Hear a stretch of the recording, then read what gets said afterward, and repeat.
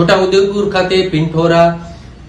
પાનંગા ઉત્સવની ઉજવણી કરવામાં આવી રહી છે। પ્રકૃતિ પૂજામાં માનનાર આદિવાસી સમાજના લોકોના ઘરની ઓસરીની દિવાલ પર પિઠોરાના ચિત્રો લખારા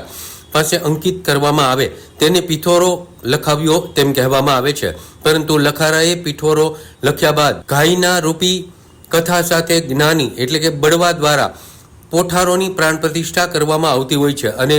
લખેલા પિઠોરામાં ઘોડા, વાઘ, રીંછ, વીંછી, નાગ જેવા પ્રકૃતિના મુખ્ય તત્વોને આવરી લેવામાં આવે છે, જેમાં ઘરના પૂર્વજોને પણ જ્ઞાની એટલે કે બળવા દ્વારા સ્થાન આપવામાં આવતું હોય છે। કવાંટ તાલુકાના કનલવા ગામના નેવસિંહભાઈ રાઠવાના પરિવારમાં 7 પેઢીથી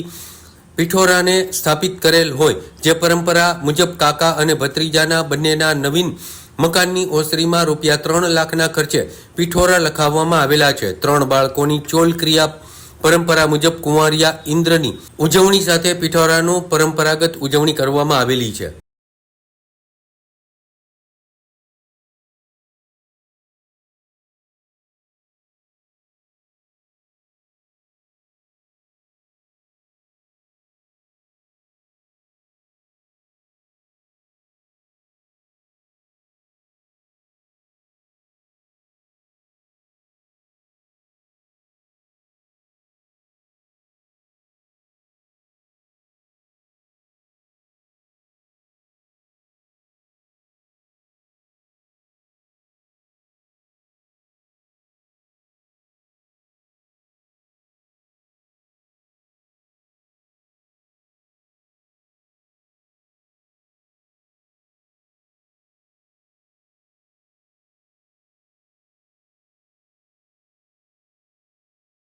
અમારા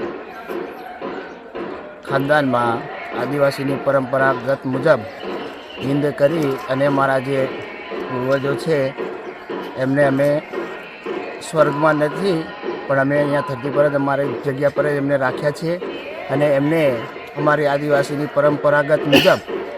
અમારા જે આ રાગલા ખત્રી છે, કાગડિયા ખત્રી છે, પારસિંગભાઈ છે, સક્કરિયા છે, રેતમભાઈ છે, જેઓને અમે અમારી પરંપરાગત મુજબ અમે અમારી જગ્યા પર એમને બેસાડી અને અમારી આદિવાસીની પરંપરાગત એમની અમે વિધિ વિધાનગત એમની પૂજા કરીએ છીએ અને એમના સદાય માટે અમારા પર આશીર્વાદ પડતા રહે એના માટે અમે અમારી જગ્યામાં એમને સ્થાપિત કર્યા છે।